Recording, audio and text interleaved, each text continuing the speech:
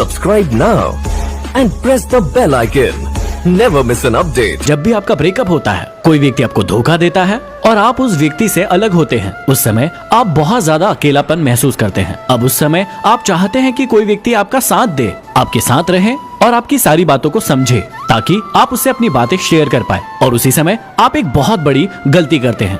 आप एक और नए व्यक्ति को अपने जीवन में जगह दे देते हैं, जो शायद आपको समझने की बजाय आपके साथ टाइम पास करके आपके जीवन से चला जाता है और फिर आपका लोगों पर से भरोसा उठ जाता है। आपको ऐसा बिल्कुल भी नहीं करना चाहिए। इन समस्याओं से बाहर निकलने के आपके पास दो तरीके हैं। या तो आप किसी नई पॉजिटिव हैबिट को अपने अंदर डेवलप कर सकते हैं, जिससे आप और ज्यादा स्ट्रॉन्ग बने और ज्यादा कुछ नया सीखें, या फिर आप अपने लक्ष्य की ओर पूरा का पूरा ध्यान लगा सकते हैं, ताकि एक दिन आप भी न्यूज़पेपर और टीवी में आए और उस दिन वो व्यक्ति आपको देख पाए और कहे कि काश ये व्यक्ति मेरे साथ होता।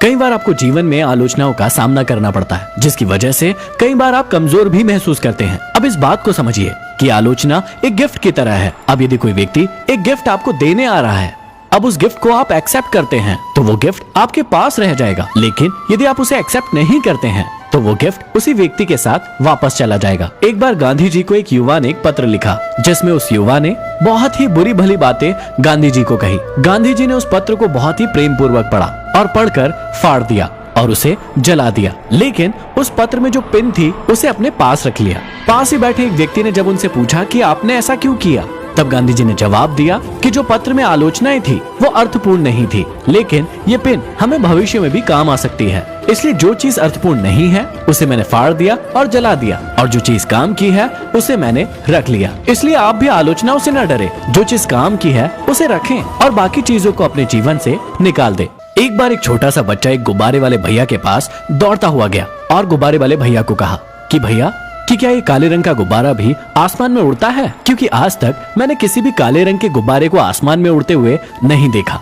वो गुब्बारे वाला मुस्कुराया और उस बच्चे से कहा कि बेटा, ये गुब्बारे अपने रंगों के कारण नहीं, बल्कि इनके अंदर जो हवा भरी है उसके कारण ये सभी आसमान में उड़ते हैं, फिर चाहे वो काला हो, नीला हो, पीला हो या फिर लाल।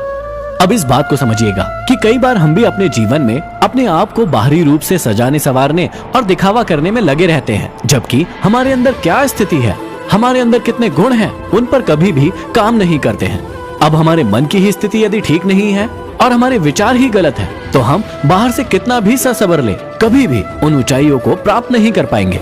जितने भी महान लोग इस दुनिया में हुए हैं, वो बाहर से बहुत ही साधारण रहते थे, लेकिन उनके मन की स्थिति बहुत ज्यादा मजबूत थी और इसीलिए वो आगे बढ़ पाए।